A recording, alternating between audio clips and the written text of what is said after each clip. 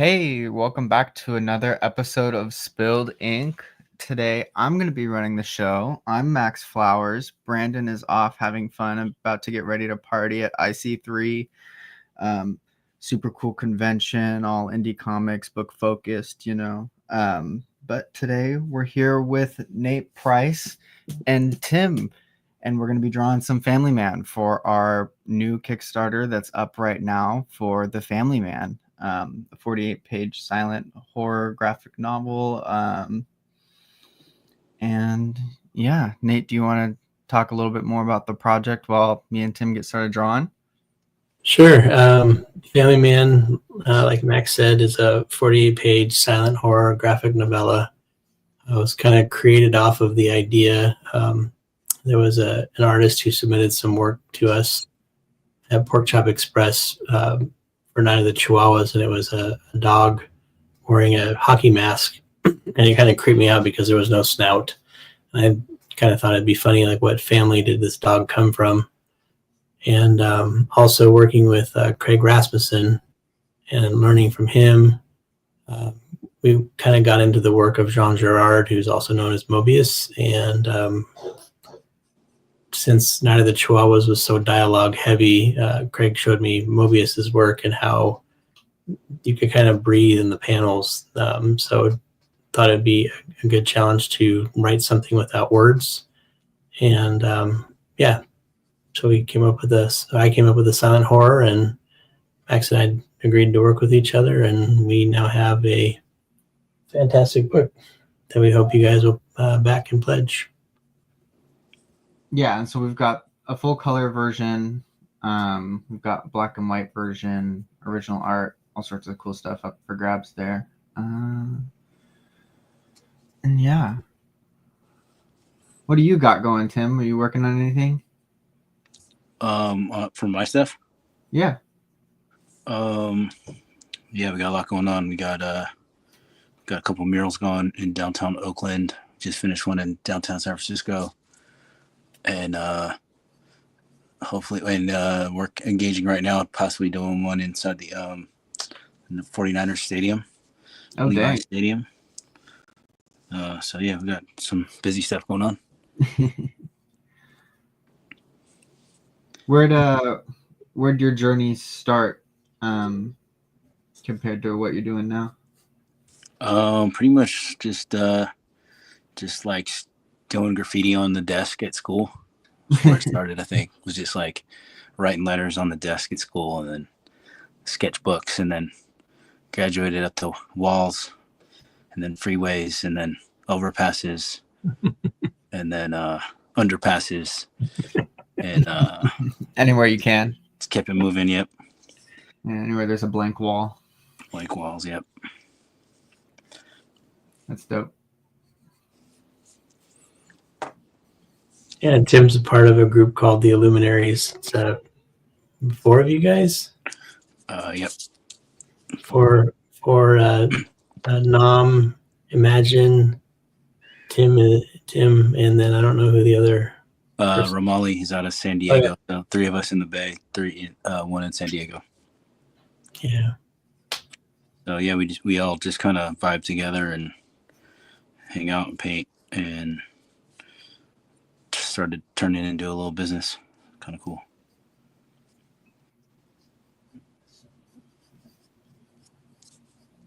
And then it's definitely inevitably going to get super quiet because we're both focused on drawing. Hold on. Let me see if I can find.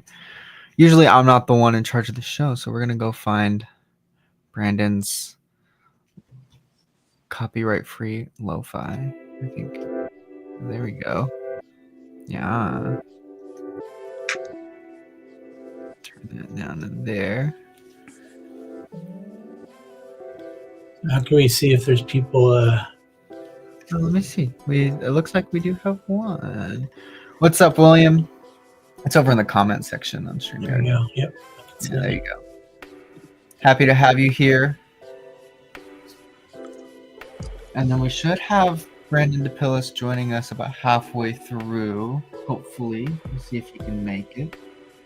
But that would be awesome. He said he just got home and he's gonna see how quick he can get on. So cool. Random question. Make that part of the thing here. One more time? Can I just ask you guys random questions? Yeah. And William says that he's joining along drawing himself. Oh, hell yeah. Are you drawing Family Man or are you drawing something else, William? Either way, post it and tag us. I'd love to see.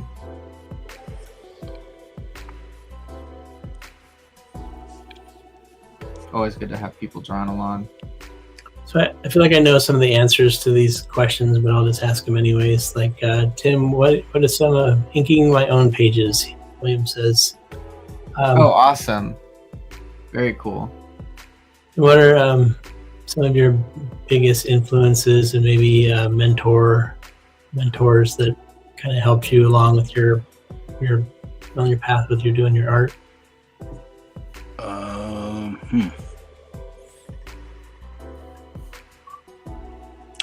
Yeah, there's just like a handful of like older graffiti artists that I looked up to that now we all paint together. But I was just looking at what. Oh, lost him. Oh, that's okay. We might get him back. Phone died. Oh man, yeah, doing it on your phone, it kills your battery. It's crazy.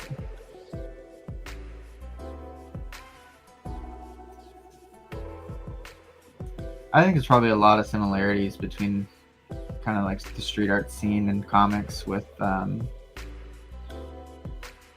it's kind of a small community, you know, everybody knows each other and you just do your thing and try and find people to do your stuff with and have fun.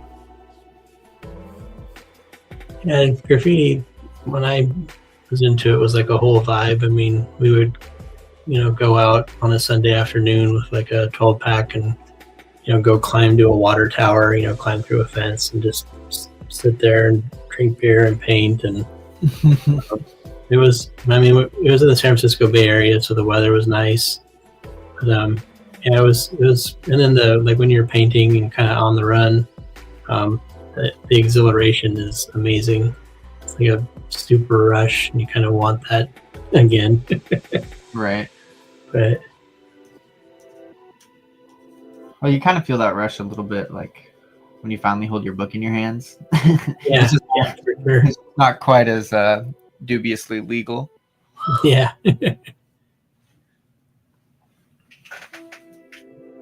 No, but I think you're right. I mean, especially the indie scene, you see people that you you admire, and you see them, you see their style, get to talk to them. It's kind of fun. In graffiti, there's a lot of like ownership over different things. Like if somebody feels they created a style and someone's fighting it. Yeah. We have Brandon DePillis joining. Brandon, give me a thumbs up if you're ready. Awesome. Can you hear me? Yes, we can hear you. How's it going, buddy? Pretty good. How's it going, Max? I'm good. We're just sitting here and running along. We may or may not come back. We'll see. But how you been? What are we working on? I'm pretty good. I just got home from work, and I am now sitting at my desk here. So I don't know if you guys can see me or not. Yeah, it's good. It's good. Sorry about the miscommunication, Brandon. Oh no worries. I'm with all the time change and everything, it can be quite hectic. So I get it, man. I get it. Must be fairly early there for you, Max, huh? Yeah, it's 2 for me. So what are we working on here? The Family Man. Yeah, we're doing an original piece for Family Man. All right. You're welcome to do something with the characters or whatever you want. But I remember partially of what Nate has told me about the Family Man. It's a horror story involving a family. Yeah, it's a Silent horror. yeah, it's a group of teenagers walks into an abandoned house and finds a family of serial killers. The story evolves from there. But you're welcome I like to your version better, Max. What? I like how you say it better than how I say it. It's simple. Yeah, man, that's a great pitch. That's a great pitch. You know, the simpler the better. You just get straight to the point. The elevator pitch. Yeah. All right. I Did you want to see any of what the masks look like, Brandon? the what looks like? The masks? Did I send you any of the images of the masks? I remember they're kind of like I'm thinking in my head to Max because I've seen lots of Max's images. So they're Yeah. kind of like Michael Myers type without the hair. Like almost Yeah, like hockey sure, mask. yeah. It's the dad has this like smiley face mask. The baby just has a real basic, simple mask. There's a clown girl daughter, and then the mom has a deer mask. Has a what mask? A deer mask? A deer mask, like Bambi? Yeah. Oh my god! And All right, then I have to there's figure even out. there's even a dog with a mask. Yes, there is a dog with the mask. I forgot to draw the dog. Maybe I'll throw the dog in here at some point. I have an idea. When Nate told me about it, I had an idea of, you know how you see the cars, you pull up behind somebody and the cars have those stickers of like the dad, the mom, the kid, and the dog, and then Yeah. sometimes it's like, so I was thinking something like that on the back of a windshield, but it's the masked characters from your book, That'd and be like awesome. a blood splatter on the back windshield or something, or on the back, the back windshield with the Yeah, that'd be stickers on the cool. windshield. I don't know. I'm trying Yeah. to think of something like that. I'll see if I can do it. I mean, this is we'll see. You know, the worst I can do is fail. Oh, that's not too terrible. Happy to hang out with you. Yeah. So what do you got Alright. going on? What are you working on right now? I'm working on Drip. That's my that's Nate's, written by Nate over here. The one-shot horror about the graffiti art world. So that should be interesting.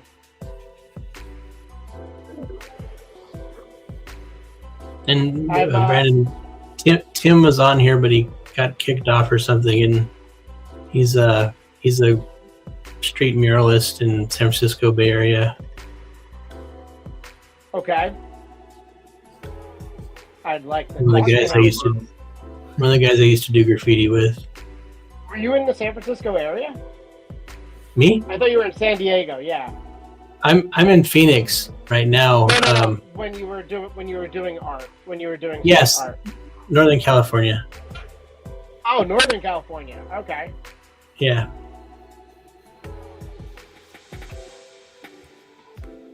Yeah, and I think I told you that location that I'm referencing. I mean, I know you drew it how you saw, but it's an actual train yard called the Crockett Train Yards. It's real, or was a real popular place to paint.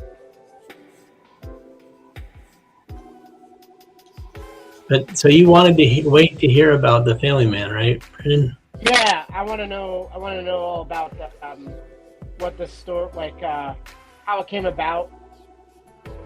Tell me a story, Nate.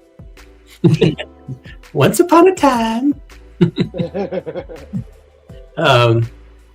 Yeah, so the combination of things, there was an artist named Jessica Court. She goes by Murderface Inc. 86. She sent in a picture for Night of the Chihuahuas, and it was a dog wearing a hockey mask, and the dog had no snout, which kind of creeped me out. And I thought, like, it'd be funny, like, where's this dog's family? What do they look like? and also working with an artist named Craig Rasmussen. Night of the Chihuahuas is very dialogue intensive, and Craig introduced me to the work of Mobius and Jean Girard, and just how like good storytelling can be. Like the panels just feel open and you can breathe. So I wanted to try to write something that had no words, and the idea, like Max said, is this group of 4 kids. They look like the Scooby-Doo gang. They go to the cliche scary house and meet a family of serial killers, and mayhem occurs. So, and then there's the last 3 pages have words. That's pretty good. That's okay. It's allowed. All right, I'm shifting gears. I didn't like the car idea. I was gonna try it, but I wasn't feeling it. It's not big enough. So I'm trying something else, something more along the lines of like a Goofy Brady Bunch. No, not Brady Bunch. I shouldn't say that.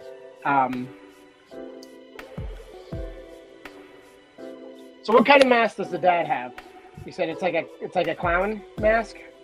The dad has it's like a blank mask with like a teethy smiley face on it, and that's it. Are you streaming from your phone, Brandon? Can I what? Are you streaming from your phone? Yeah, why? What's going on? I was gonna send you a picture of the dad. Oh yeah.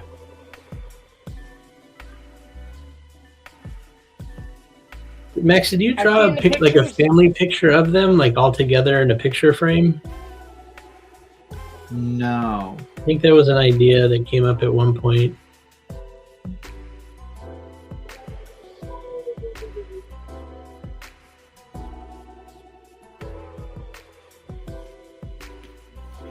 And you said the dad's a black man, right? Yeah. So the mask only goes over his face? Or does it go over, or is it like have hair and all that? It just goes over his face, but you can see his hair. You can see his hair. Okay.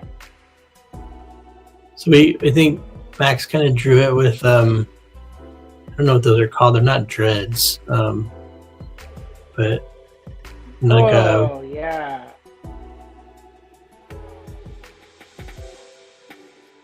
Wow, look at that. Who's got the hair going out to the sides? That's the daughter. Okay. Sorry, am I back now? Was I off? The family daughter. You are back. All right.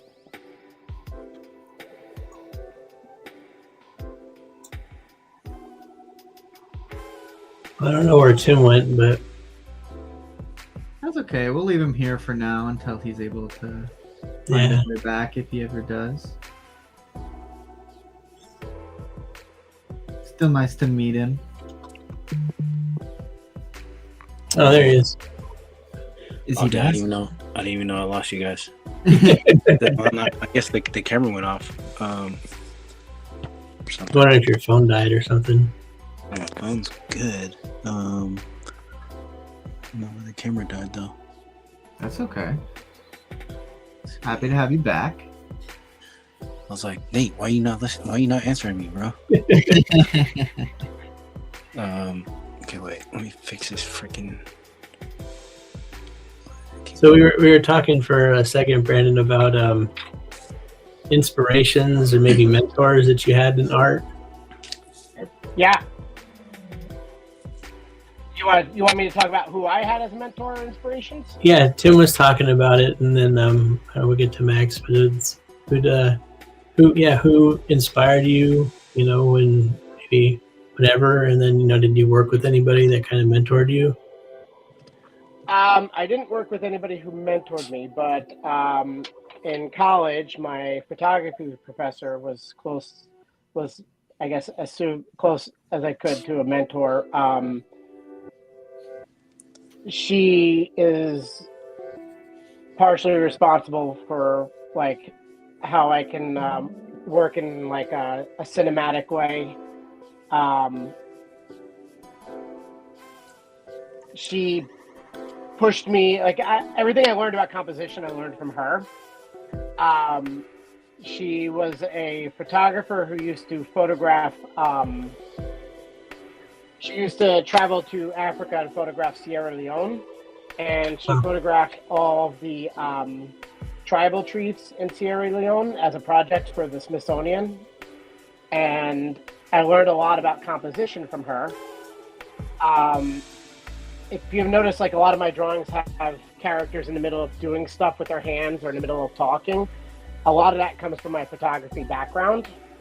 How people speak, you know, their mannerisms can often be captured in a photograph. So that's a lot of my drawing style. When I draw people in the middle of a conversation, they're in the middle, they're always doing something with their hands or their body gestures, their shoulders, a head tilt.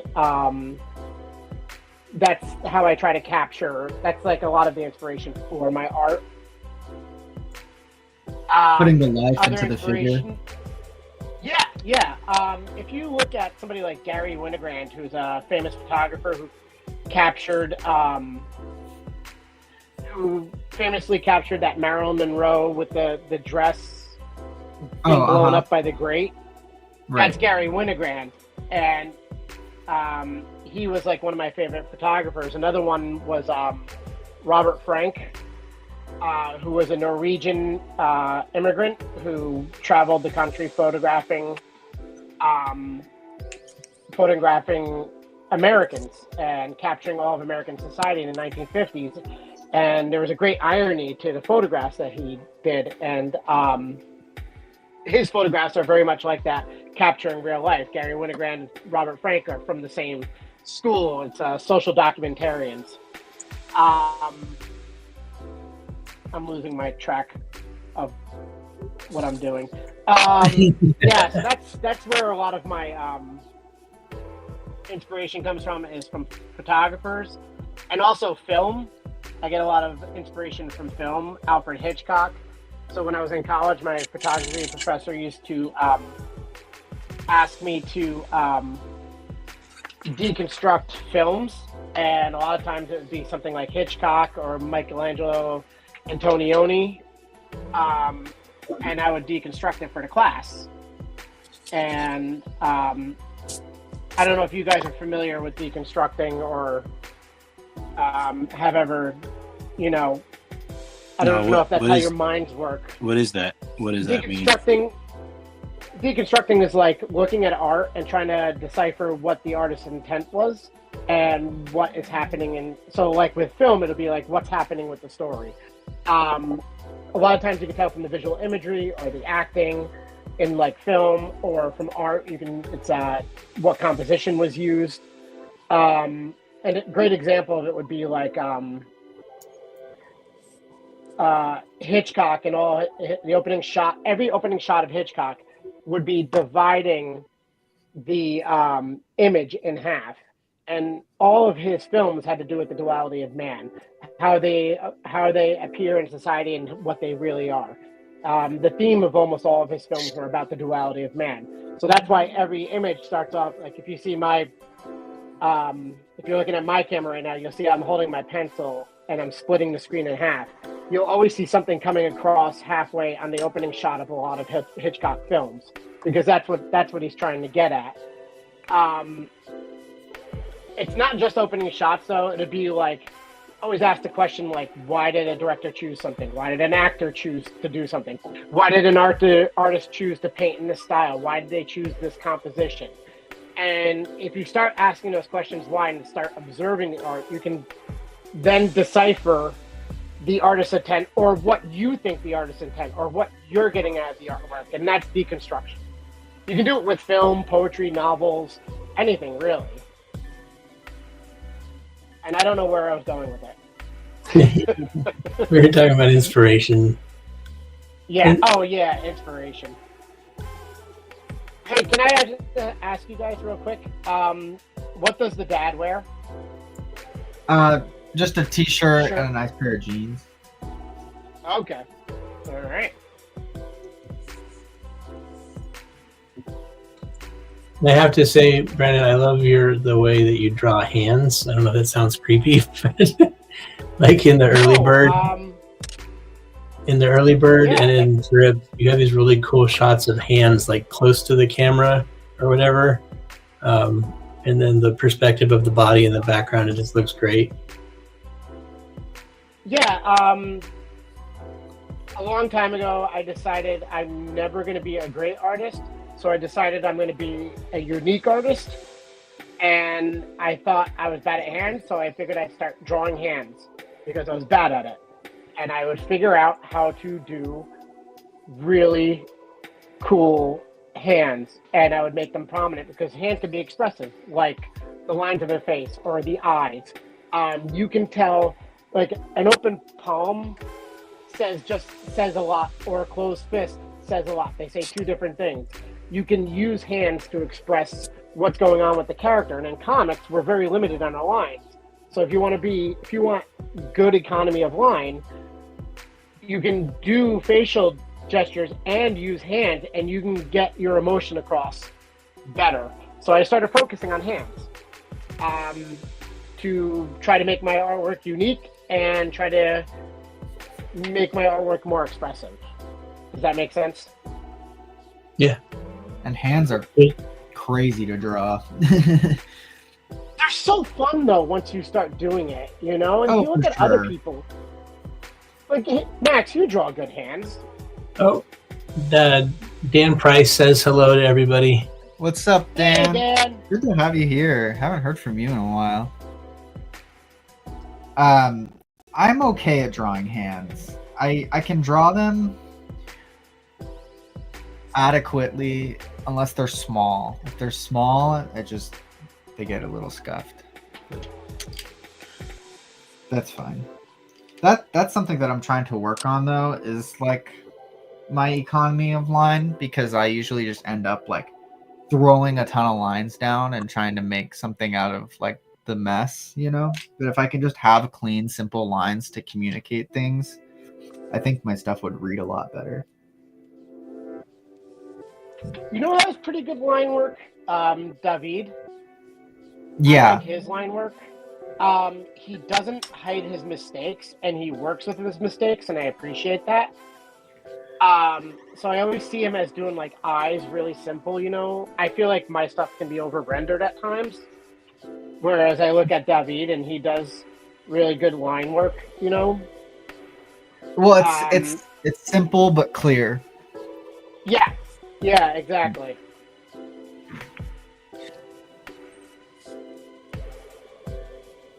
Sorry if I go quiet once in a while. I'm trying to figure out what kind of pose. The little girl, there's a baby and a little girl. A Yes. mom, a dad, and there's another one. Dog. The dog. Oh, so there's two kids and a dog. Yes. What kind of dog? A Doberman. Okay, and the little girl has the puffs going out to either side of her head. What? Not the baby, but the daughter, the oldest child has like the puffs of hair going out to either side, or is that the baby? Yeah, no, that's the daughter. The baby's bald. The baby's bald. Nice. All right, I'm trying to think of something. I have an idea. He's cooking. I'm making this off the fly, so you know. Well, sometimes the most fun. Hey Nate, you want to shoot me that picture again? What? Sorry, I'm trying. What? You want to shoot me that picture again? Send it to you again? Yeah.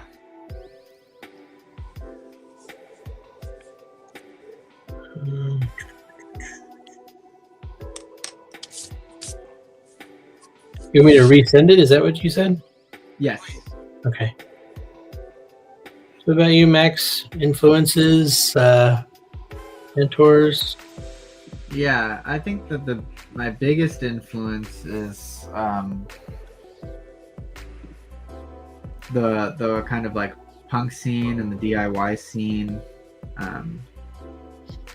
Gave me a lot of the motivation to even try and do what I'm doing.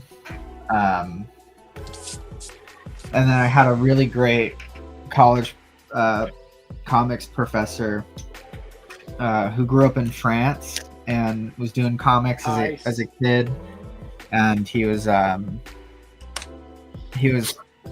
like, he wanted to make comics so bad that he went into his local like offset printer and was like, hey, I have like no money, can you just like teach me how to print on these machines and I'll print the stuff myself? And the printer said yeah. So he was like in middle school learning how to operate an offset press to print his comic books.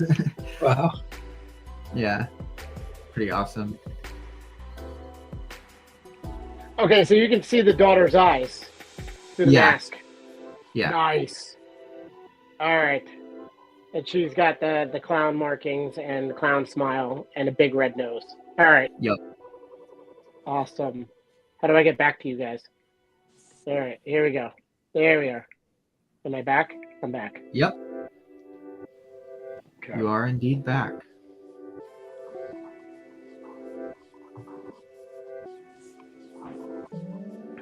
I'm hoping this works out. Like I said, the worst thing that can happen is I fail. Well, and then you learn.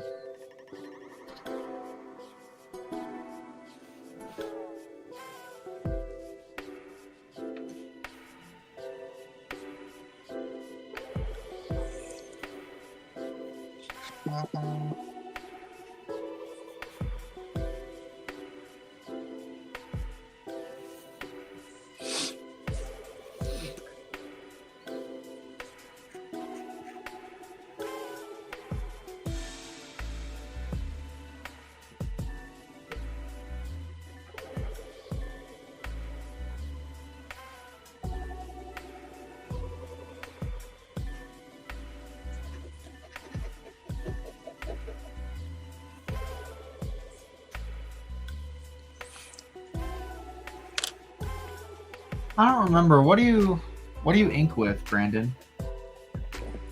I use a what's that brush called? With the ink that's in it, and you squeeze it through. And the Japanese brush. Oh, you're talking about the... Oh, yeah. Okay. Yeah, the Pentel brush pens and stuff like that. Yeah, I also use microns and then my whiteout, my Presto whiteout, not whiteout, but Yes. Presto corrector pen. And I use occasional brushes. I don't know the technical terms, but Max knows the technical terms because I didn't really do inking in school. I went to like a fine art and focused on. I did drawing, but I focused on photography. So, Uh-huh. and then I also use on occasion. See if I can pop this out. Toothbrush. Yeah. What about you, Tim? What do you use? Yeah, I'm like drawing small is kind of new to me. So I just kind of, I don't really have a set. I'm still kind of figuring out what I like, but I just kind of ink with like this little Japanese, I like brush pens. And I just kind of buy a lot of different brush pens, mess around with them. And then I'm kind of just, I don't like cleaning anything or setting up things. So that's don't why I like blame you. watercolor. I used to airbrush a little bit, but I just can't handle the setup and the cleanup. Yeah, those things are very intense on the cleanup. So That's touchy, right? Yeah, I was trying to revive a set of old Rapidograph pens, which are like those crazy architecture pens, and those things require so much maintenance every time you want to use it or after you're done. And I was just like, you know what? I'll just stick to what I'm doing. I don't need these fancy pens. Yeah, you just got to go with what works. I think that people focus on like the material too much and like the tools. For sure. But, Yeah. like you can get good. Like you can get good with like there's like amazing fucking ballpoint pen people, right? It's like, Oh God, yeah. Yeah, I've been messing around with ballpoint pen a little bit more lately because I like that you can like very easily build up the value, but it's not like a pencil where you can fiddle around with erasing, right? You just have to go for Right. it. You got to commit to it, right? So it kind of forces you to make decisions, right? Yeah. Faster. Well, and just be more confident with your line and what you're doing. Right. Yeah. Yeah. Actually, I think that's a really good exercise. I mean, personally, I just think like everyone needs to dabble in like all types of mediums because like it just helps you on whatever your favorite is. It's going to help you. Like if you just draw in ballpoint for like a month, you know, and then go draw in some, you know, Whatever you charcoal like. or something. And that was one of the strangest things that I think I saw in Tim's art was for him to cross over into watercolor, because like doing graffiti and it's like I don't know I don't think I know enough about art, but like what I was taught about graffiti and the guys I painted with natural, you know, about cutting back and layering and stuff like that. I don't know if it necessarily applies to all forms of art. But when Tim showed me some watercolor that he did, was that for a football team? I think. Oh, was that Did you the do Debo one? one? Yeah, it was really cool. Like I was really surprised, and like dabbling in different mediums. And you can get like cool spray paint effect. Like what I like about it too is like splattering and stuff like that. Yeah, we're gonna get you guys to do graffiti, Max and Brandon. Especially Brandon, if you're drawing drip, we gotta take you out to the training yards. I have a couple of train yards around here. I was thinking about popping in and checking out because I need images of trains. You know, Yeah, I need. I think I showed Tim I've been- some of the first panels. I don't know if you heard that, Tim, when Brandon came on, but he's drawn that story Drip about the graffiti artists Oh, nice. and the crews that beef, and I wrote it to happen at the Crockett train yards. Crockett. Oh, okay, nice. I think I'm drawing Daddy's little girl. That's what this is called, Daddy's little girl. Yeah. It's a good name. That's probably the relationship that I focus on the most in the book too, is the relationship between the dad and the daughter. Do you think they'll ever get names, Max? No, I don't like names. I don't think I've really named like any of my characters in any of my books, which is kind of funny. It's more just about the experience and the story, you know, than it is about like specific character. Or like, you know, it's not their name isn't as important as what's going on. I don't know if I'm going to continue that in the next book that I've got going on. I think that because it's longer, they need to have names, but we'll see. What's the next book you're working on? It's called Corpse Paint. It's it's like a dark fantasy dungeon crawler. Oh yeah, I remember you saying this. Yeah. But it's kind of playing with like modern metal culture with like the dark fantasy like stuff. So it should be fun.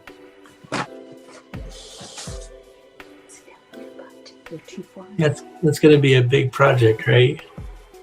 It's gonna be 3 books. Yeah, I got to get back to Autolize after Drip. Yeah. That's going to be 3 books too. So I want to get that finished. And Is it just gonna be like 3 standard issues, or are they gonna be a little longer? No, it's going to be they'll all be about 25 to 28. I think about 28 pages each. And then when I'm gonna put it together as a graphic novella, and then try to sell that in stores Oh, or awesome. pitch it somewhere. Yeah, that'll be dope. Actually, you can barely see it, but I don't think I have my Read Indie Comics poster in the background here. My Awesome. Autolice one. Yeah, I have My, mine my hanging up demon- on my apartment demon. wall. Oh, do you?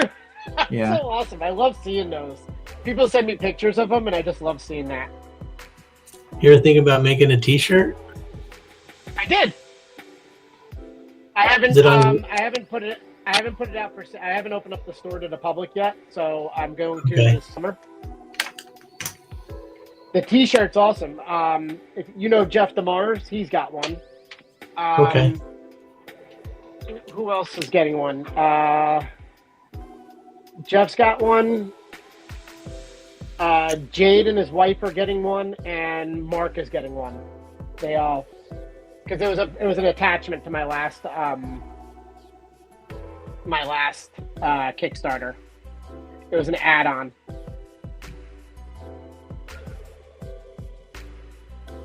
Yeah, Tim made the design for that bite shirt that you have, Brandon. Oh, really? I love that shirt. That's Shepard Fairey's inspiration. Shepard Fairey inspired one, the one Obey with Andre the Giant. Yeah. Is that the Tim one you're just- talking about? Yeah, Yeah. Tim just failed. I don't know what happened. Yeah, I love Tim that did shirt. Tim did the Jaws one and the Shepard Fairey one. Oh, Those he's are back. cool. Oh, there we go. Give me a thumbs up when you're ready, Tim.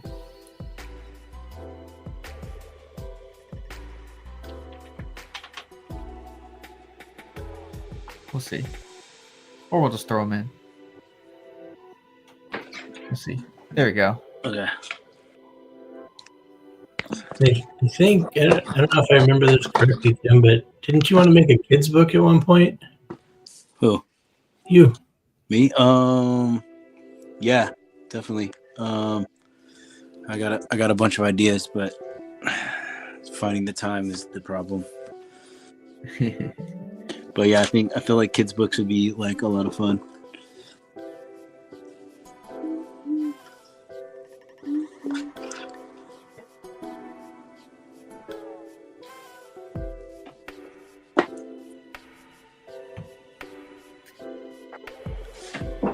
I did a kid's book. It's short, but I did one. Was that your idea, or you were the hired artist? Or No, that was my idea. It's a little, I think it's 16 pages about a kid trying to do his math homework. And he asks his pet frog for the answers. And then his pet frog starts duplicating. And then it gets out of hand and he has like a million frogs in his room. nice.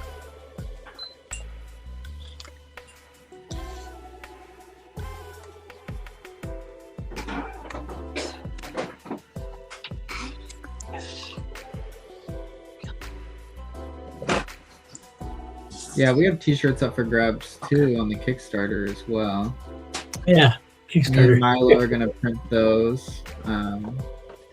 Just white on black, screen printed, in our funny little studio.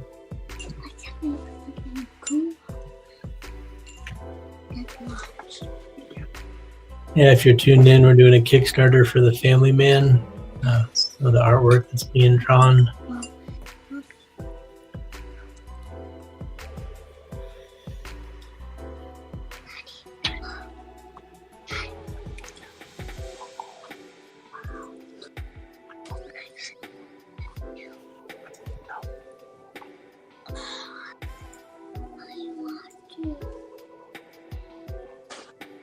Babies are so freaking weird to draw.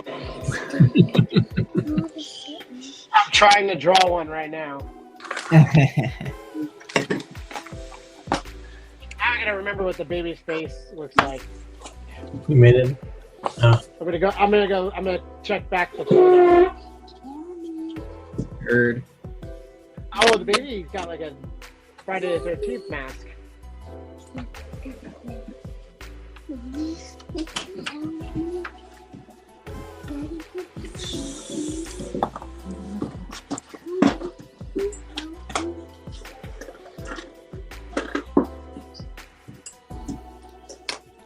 You guys watching any shows lately?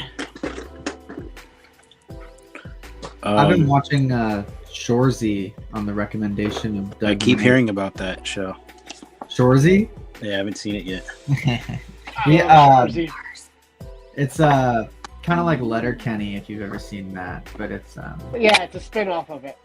yeah, it's like real fast-paced, dry humor, and very Canadian. I started White Lotus. What's that one about? It's a really, I want to say like Tarantino-esque, like Oh, okay, random things happen to random people and then they all connect later. right. But it's kind of like a murder mystery type thing, and there's 3 seasons and they're not connected, but they're the same style, and they use the same formula, and it actually works. Like they kind of made it interesting each time, but it kind of centers around like some families vacationing at some resort and something crazy happens, and then it's like just weird stuff. It's kind of cool.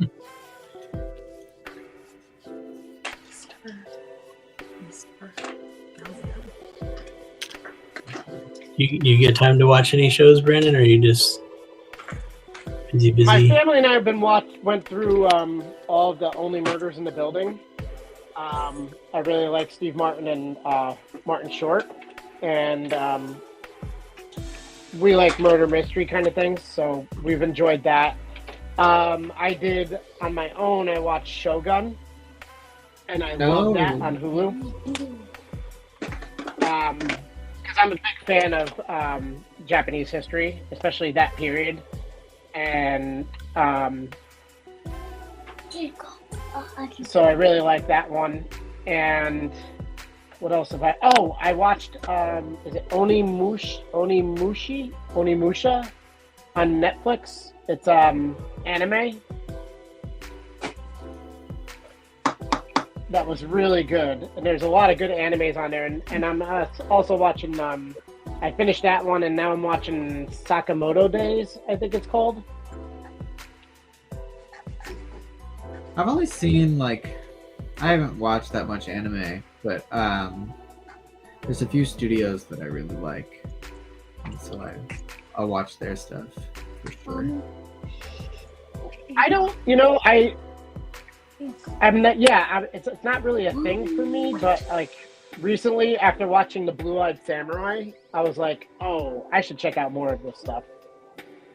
Yeah, a lot of it's really cool, and I definitely like appreciate a lot of the just the artistry and technicality of it, Oh yeah. Well, I love like Lone Wolf and Cub is like one of my favorite comics, and so you think I would like totally be into it, but like anime. But because I also love Lady Snowblood too. That's a great comic also. And it wasn't my generation didn't really have anime. I'm Gen X, and we didn't have a lot of that stuff. So yeah. We had Akira, right? And maybe Ninja Scroll. yeah, we had Akira. That's like that was like the big one, and like it wasn't really like, none of my friends were watching anime, so it wasn't really a thing. I'm totally into it now, but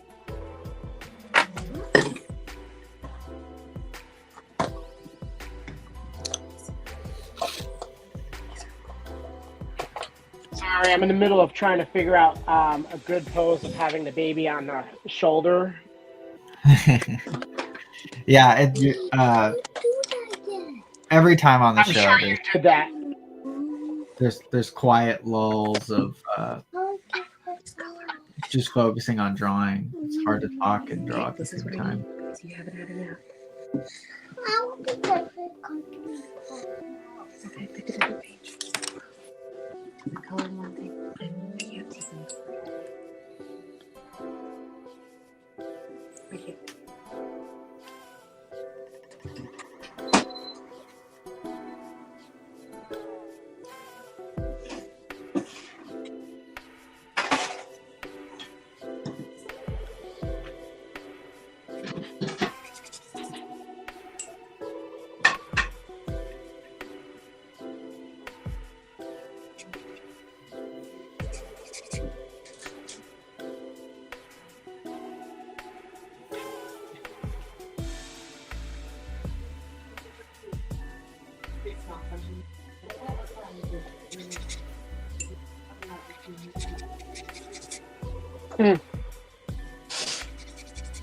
Okay, this is I'm finding something here. Can't really see Max's. Max, you're inking already, aren't you? Yes, I've been inking. I'm doing really tight pencils, so well. Sometimes I do can type pencils. Sometimes I just want to play around with the inks, you know.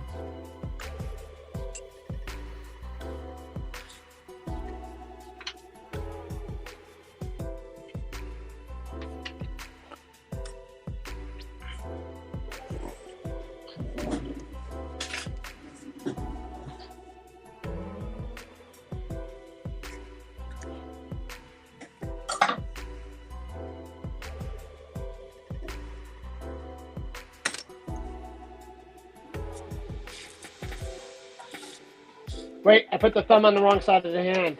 Dang it! The self-professed hand master. I know. There's plenty You know, of when professional books out there that I see where it's like 2 left feet are drawn and stuff like that. It's pretty funny. Do you know whenever I do that, you know who the first person is to catch that? Is my daughter. She always catches that stuff. She's so sharp at that stuff. How funny. She really is. In my first book I did, Cannonball, the first story I have the dad making an egg sandwich and then cutting the egg sandwich, and then he goes to bite into the egg sandwich, and the daughter, my daughter noticed that I have him cutting the egg sandwich, and then the next frame he's eating a whole sandwich, not cut in half, and she still says it always bothers her.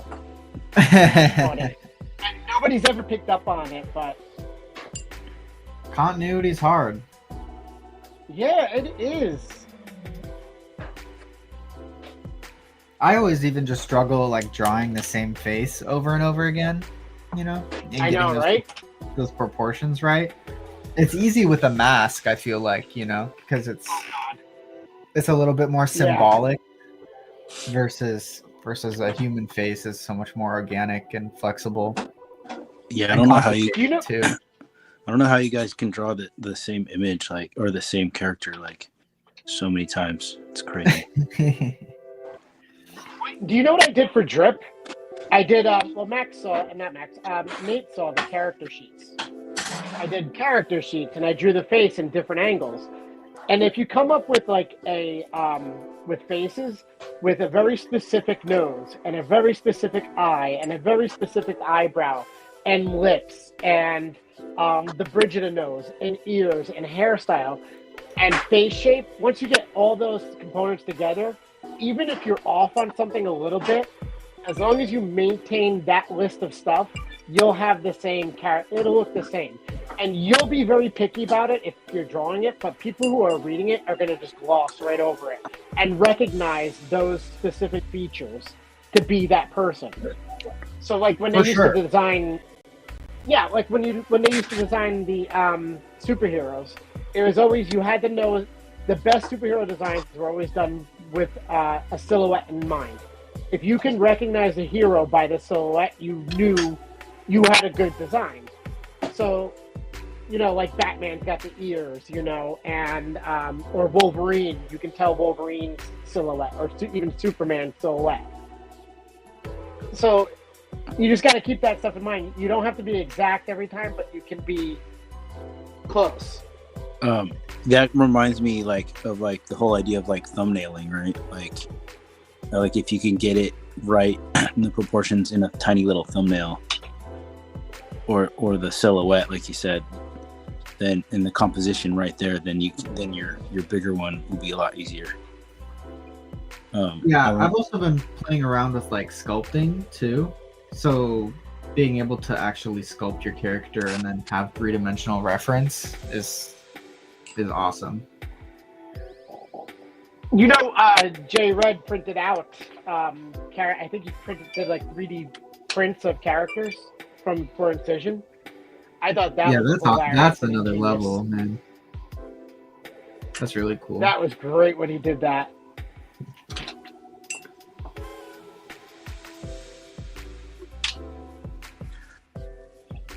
I go back and forth on thumbnailing. I think it's super valuable, and I don't regret ever doing it. It's just a lot of the times it's I'll get lost, right? So I'll have my thumbnails, and then when I go to do a page or the illustration or whatever, I have to change it from my thumbnail. I always end up changing something because I don't like it later.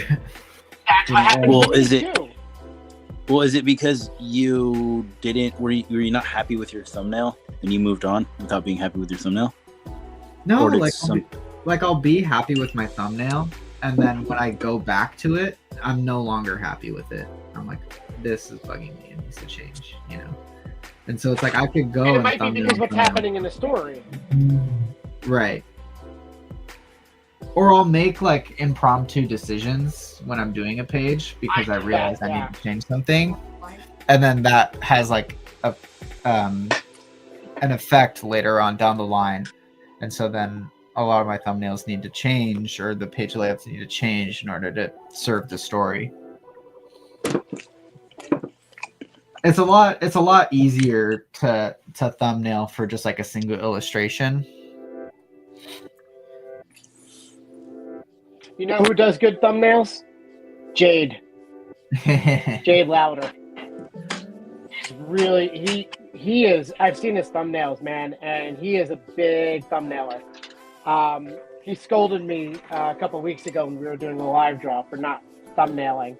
He's like, "You gotta do thumbnails." I'm like, "It ruins my organic flow," or whatever BS I came up with. Where's Jade's thumbnail book then, man? I know, right? He should put one out. Let's see his sketchbook. Shoot, guys, sorry, I gotta drop off here in a minute.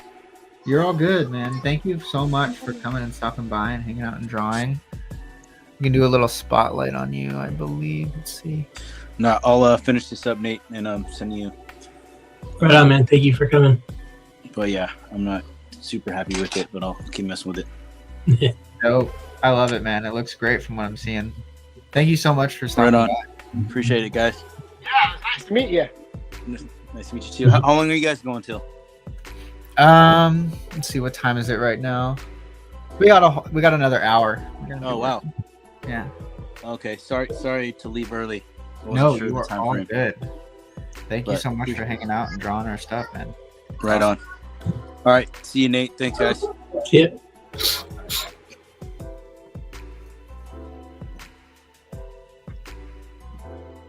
Let's see. I'll go ahead and take him out. Boom. There we go. Oh, it's easier to see what you guys are drawing now. Yeah. Ooh. I like that. A great I actually have to perspective. move it up a little bit. Thank you. Trying to move my thing up I got a kind of a crappy camera holder thingy, so rig or whatever you want to call it. I've got an There it old is. school camcorder rigged up to my ceiling, so Do you really? yeah. Uh-huh. That's awesome.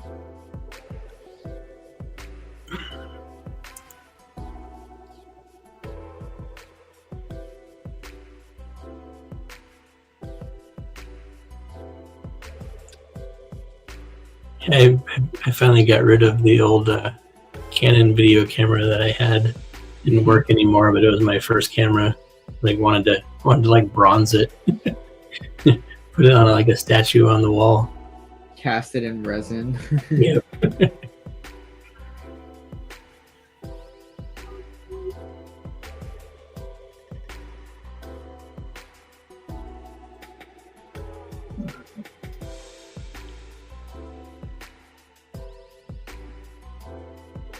Cool.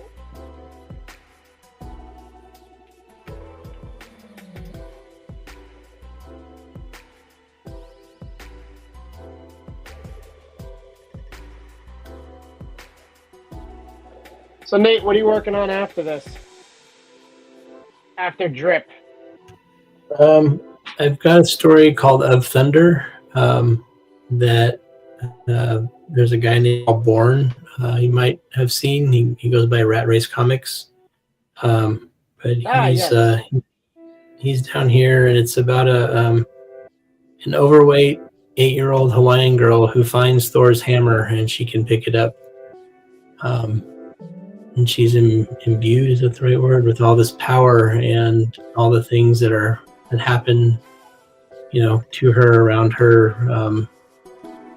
government, people wanting things. And also she'll be having some, awesome fight sequences, but it's not even necessarily just a story about like superhero stuff. So there'll be some other kind of things written into it. My cousin lives on Kauai, and kind of developed the idea with her, Manu.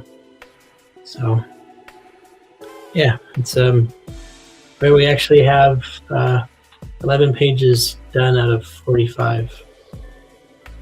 Wow. He's working fast.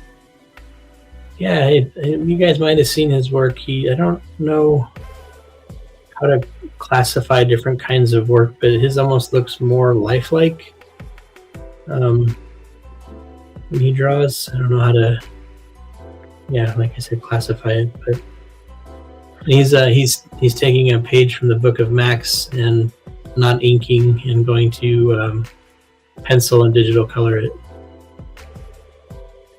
It's so much faster.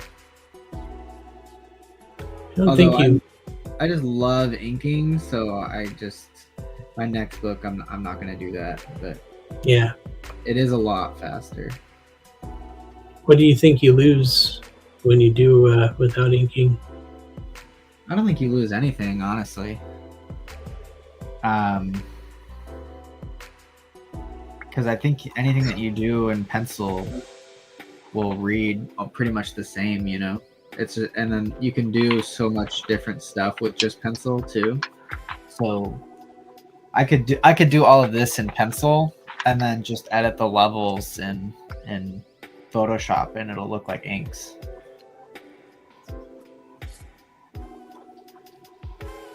But I also am big on showing the medium and what it can do, right? So if I'm going to use pencil, I think that you need to showcase that pencil. Otherwise,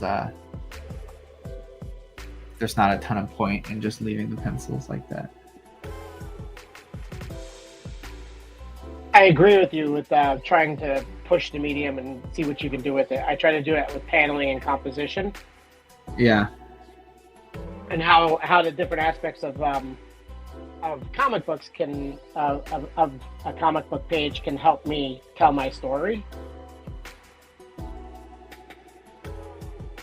So right now I'm like I said, I'm working on that one with Nate called Drip about graffiti artists, and I'm doing the lettering too, and I do the lettering as I go along, and as I letter the book, the way I'm doing the lettering is I'm doing it with no word balloons. Oh, okay. And I'm doing that because graffiti artists express themselves through their art, and their art is unframed and not in galleries. And so I have their expressions in the comic book unframed. So there will be like white behind the lettering, but there won't be like the word balloons won't be lined. Those if you know clear what I'm saying. balloons. Yeah. Yeah. And you know, it's like you try to like think of things that you can do in that manner. Like how can you push that further? What can you do to help tell your story?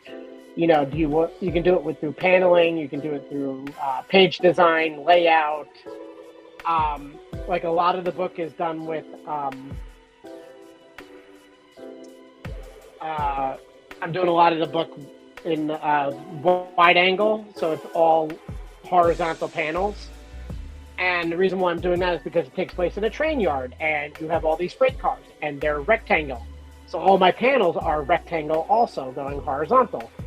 Or a lot of them are, until something weird happens or ethereal, and then you enter, and then I'll start playing with different paneling. But for most of the storytelling, I'm using horizontal panels to mimic the freight yard that they're in. I enjoy doing things like that with my books, you know? I like how you did the. Go ahead. I like how you did the. What you said? It's like they're painting, but you like made a splotch, but it's like see through, so you can see where the paint was laid from the direction, like the point of view of actual the freight car or whatever. So Yep. I thought that was really like a unique take. Yeah, I wanted to, you know,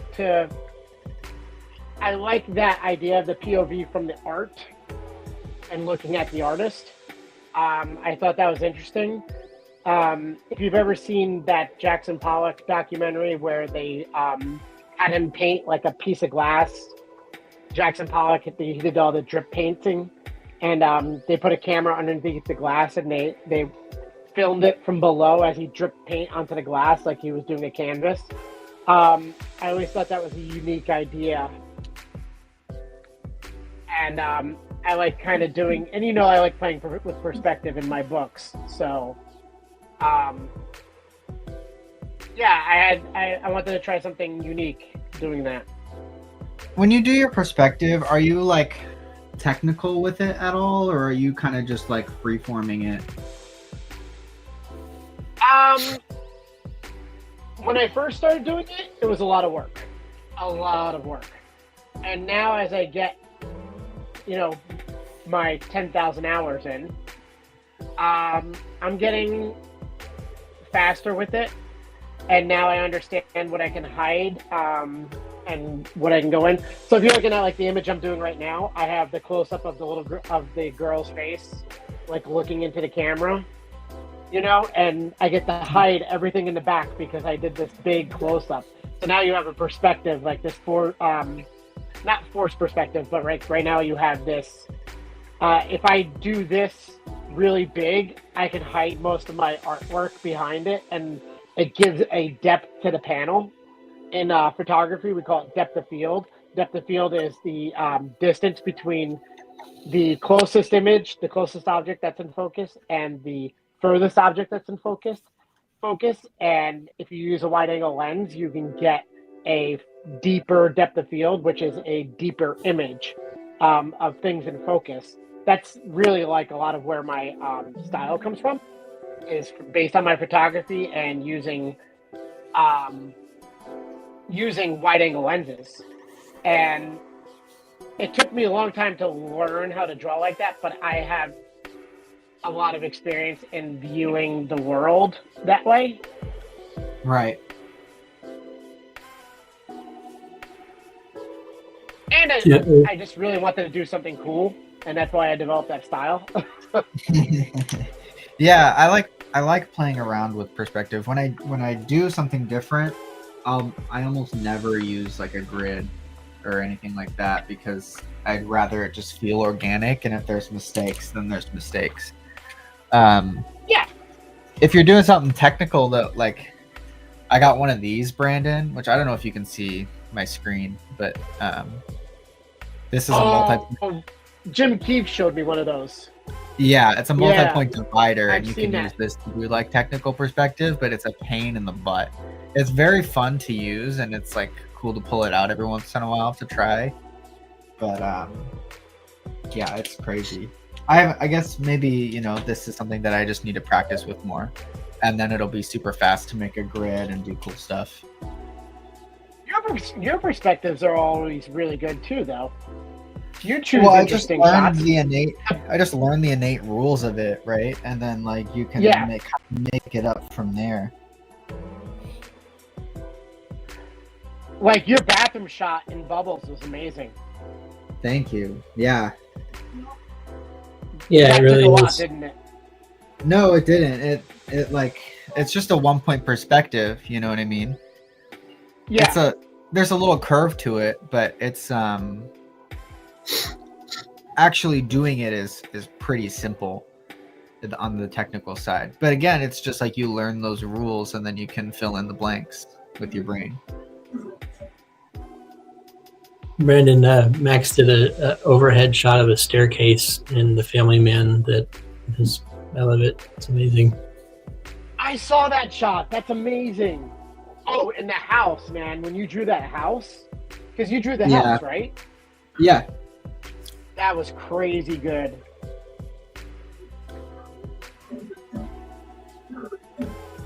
It's the enemy of all perspective artists is stairs. Oh yeah.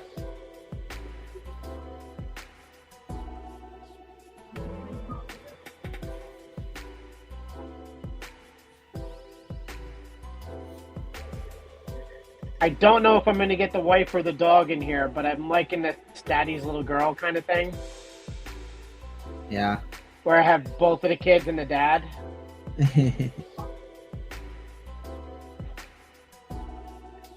it two girls or just an androgynous baby? It's just an androgynous baby. Oh, good. So I can't say daddy's little girls. It works.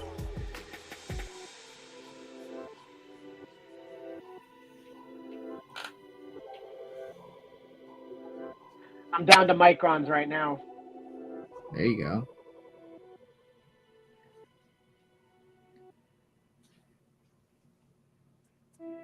Yeah, I think it's gonna be closer for me finishing this than I thought it was going to. Once I started inking, I was like, "Oh, this is gonna take no time at all. I'm gonna be done early," but I don't think I will be. I've started to get so fast on this show doing pinups and stuff like that. Always trying to finish something within the hour. That now I think I'm need going to to- do a lot of filling in. Sorry, I didn't mean to interrupt you.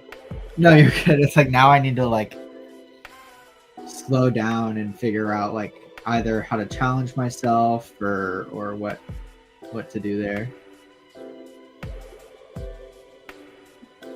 I think doing multiple characters or doing environments kind of seems to be the trick. So you know what I've been doing with drip to push myself is wider shots. I've been because I chose that wide angle, the wide screen idea. I now have to do a lot of backgrounds, and I'm doing a lot of more wider shots, wider landscape, and full figure shots, so a lot of longer shots too than I'm accustomed to, and it's really interesting. I've gotten so much better at drawing figures now, like at a distance, and with tiny figures and stuff. Yeah, I've gotten a lot better at it, and I'm happy about that. Yeah. Every book brings its own challenges, and you learn a ton. Well, you should push yourself every book you do, right? I mean, I think so. That way you can get like a new tool in your arsenal, right? Yeah. Until you start doing I feel like once you start doing like something long term and consistent, then it's like, okay, then Yeah. you need to just like nail something down. But doing these little projects and stuff, like, it gives you room to play.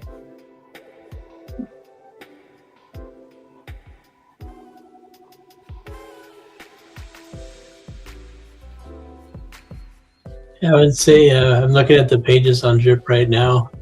Brandon's rail cars are similar to your stairs. They're very on point with the geometric shaping. And the railroad tracks themselves are also awesome. There's a lot of lines in the rail yard. Yeah.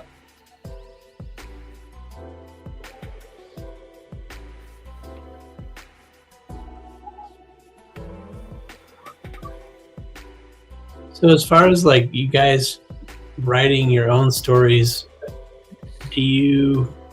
I've heard that some artists can actually, when they're drawing, be thinking of story at the same time in their mind.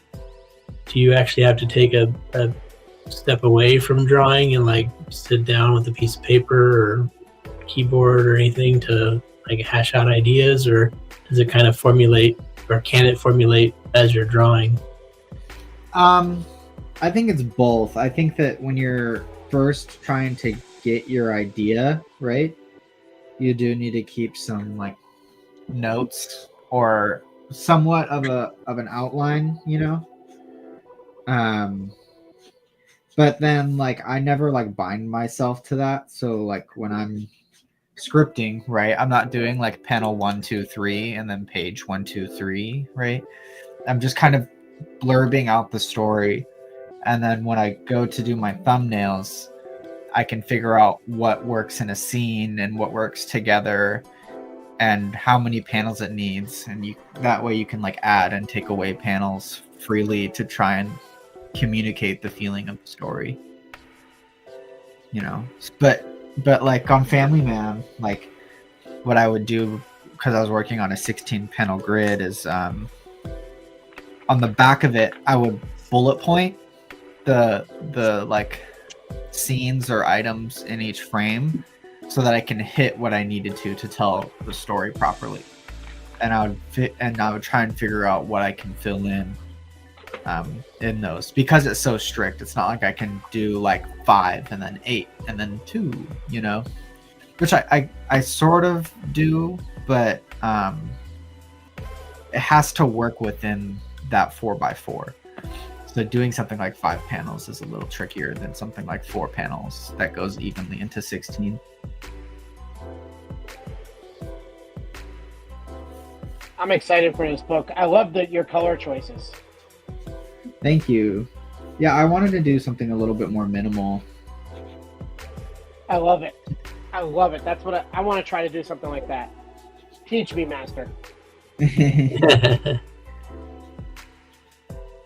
Yeah, and then it's like, I think everything I do is a mix of like modern and like old techniques, right? It's like you have the halftone kind of coloring and like a 4-color style process, but only with 2, right? And then you're mixing that with something that you would have never seen, which is pencils only.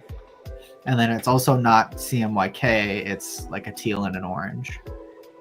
And giving yourself those rule sets and boundaries to play within kind of changes how you think about the book. I think that cover you made is pretty phenomenal that you painted it. Yeah, that was first painted cover.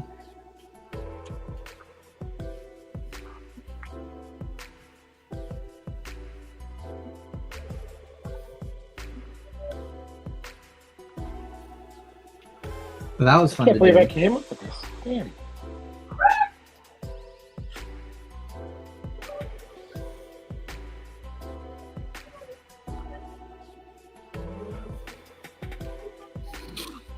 You know, Nate, when you texted me and told me that you were going live already, I was like, oh no. I'm like, I don't have any ideas. The only one I had was that the car idea. But I'm liking this better, what I'm doing here. Yeah.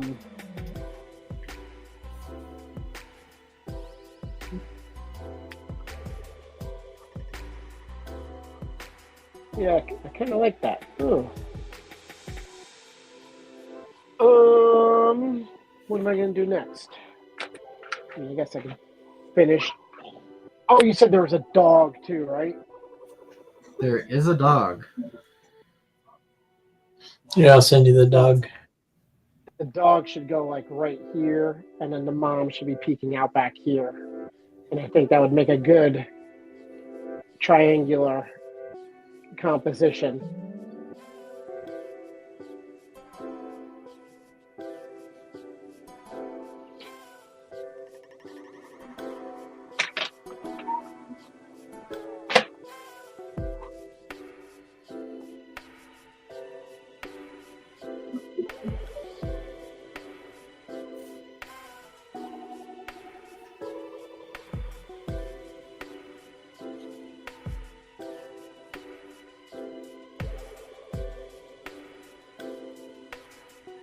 All right, I sent you 2 pictures. That should be good. Who's texting me? Oh, Me.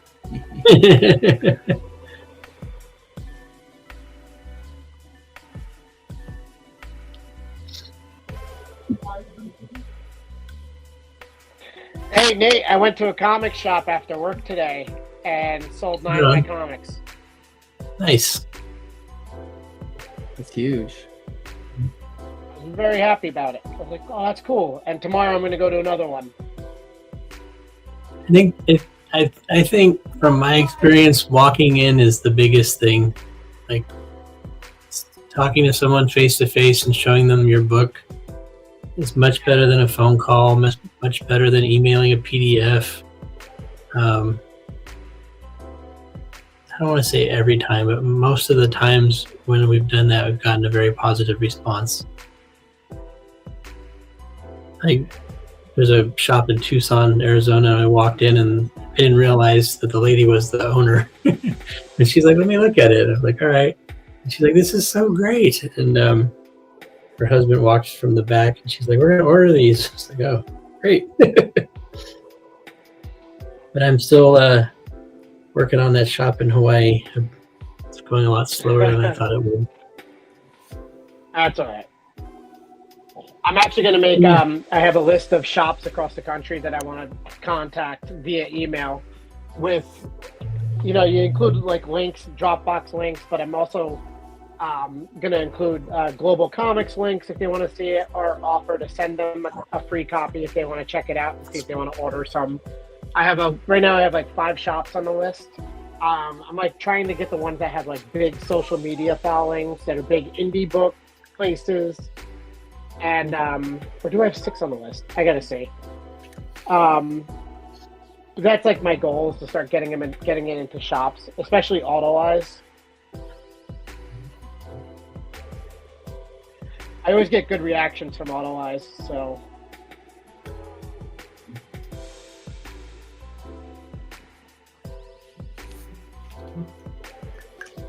I've kind of backed off of trying to get into shops lately. It's intensive and tiring and frustrating. Yeah, I mean, even the big guys struggle when they do self-published stuff. Like Jim Mafu just did Savage Street Vigilante, and he had a retailer tier, but that doesn't mean that it's going into every comic store across the land. And so he's talking about like, I don't even know how to get in touch with these indie friendly comic stores, and how to get my books out there. And they're talking about a tour, but it's not that easy. It's expensive. Yeah. Yeah. Like, we can't do that. And neither can he. He's busy. He's doing stuff. Oh yeah. So it's interesting. You know, even those guys are struggling with it. I almost wonder if like, you know, I love that the comic book stores exist and they're a great avenue to explore and find new stuff. But when they're stocked to the gills with the big two, it's intimidating, you know. And I think that like we're gonna kind of come into this cottage industry culture where it's like, you know, Max has his own visual style and language, and people that like that are going to cling to what I do. And same thing with Depillis and Nate. And so then we all have our little niches with our own fan bases. And I think that it, you know, you don't need a million fans in order to make money, you know, or be successful or whatever you want to define that as. But you just need a handful. Who was And I it? think- There was somebody that calculated that, like how many fans you need. Yeah. And I think I posted that on our group thing. That person's post about how many fans you need. I still can't remember how many they said, but like.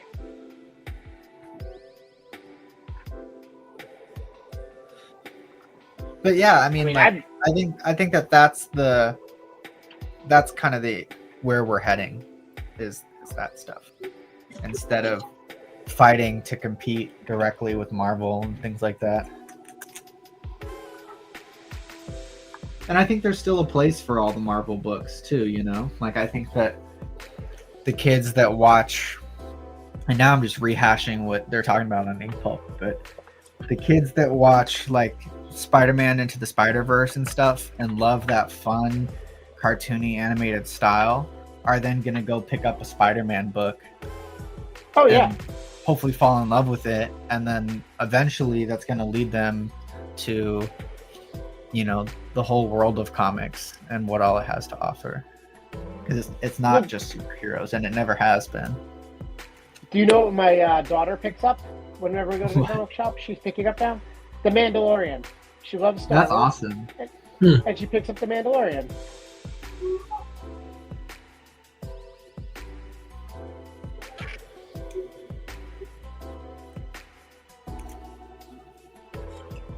My kids hate comics now. I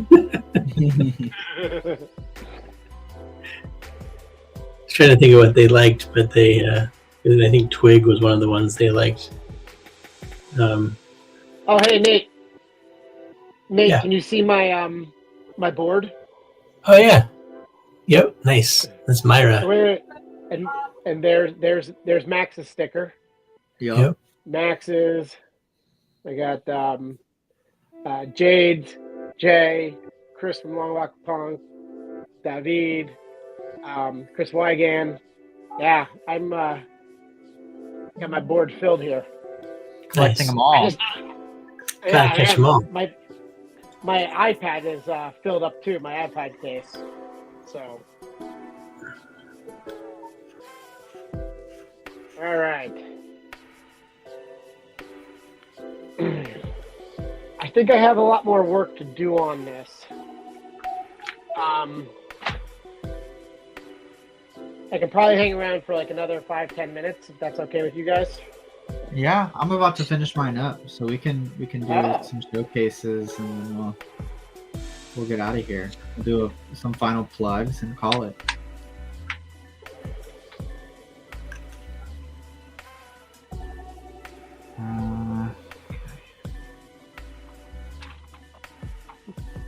I'm adding something special here. I'm gonna see if it works. Hopefully I don't ruin it. Actually, you gonna put any color to that? What? You gonna put any color to that? Nah. Nah. You talking to him or me? Max. No, I'm not. Both of you. Both of you. Oh, it's Brandon proceeds to put color on his.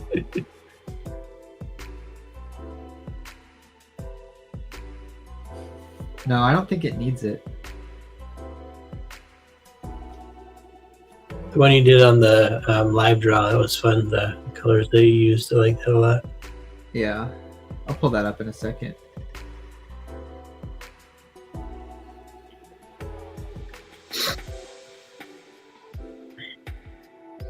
Okay. I think I'm good. You good, Brandon? Oh, he's adding color. I'll wait. No, I'm just playing around. I'm just adding a little bit of color here to. Throw that red in there. I still have a little bit. Yeah, I want the red to help the eye to pop. So I'm trying to get the red around it and like the mask. So I'm not doing the blood in red. I'm doing the blood splatters. I'm doing the mask in red. So let me just fill this in, and then we can do our little spotlight thingy. I do like being on this show. What? I do like being on this show. It's fun. Good. I like hanging with you. Yeah, it's nice to just like hang out and draw. That's a little more active than just talking, you know? And there's something to look at, something fun to engage your brain in. One more piece of red over here. I think I just might keep it on her mask. I might do a little bit on the dad's mask, but no, I like that. All right, I think I'm ready. I'm going to assign this one, but I still have a little bit of detail to do, so. Got it.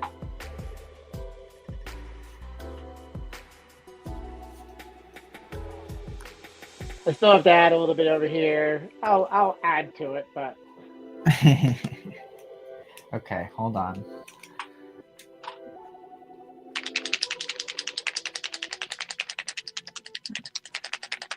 Let me see if I can even figure out how to do the spotlight thing. And then me and Nate will do our plugs and we'll spotlight you and you can do your plugs. Let's see.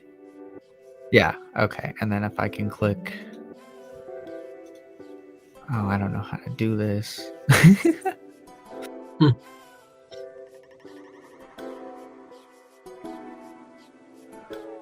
Should pull back.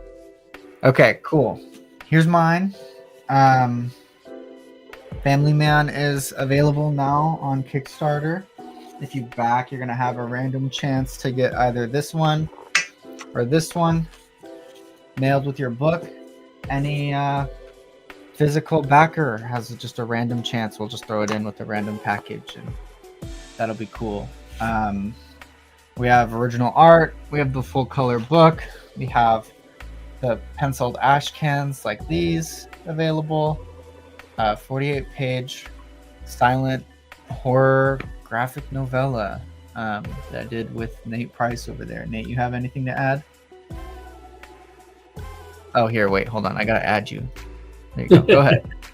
No, that's good. Just thanks for watching, and please join us on the Kickstarter. Hell yeah.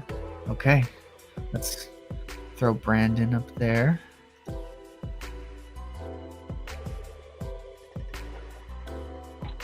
Hey guys, can you see it all right?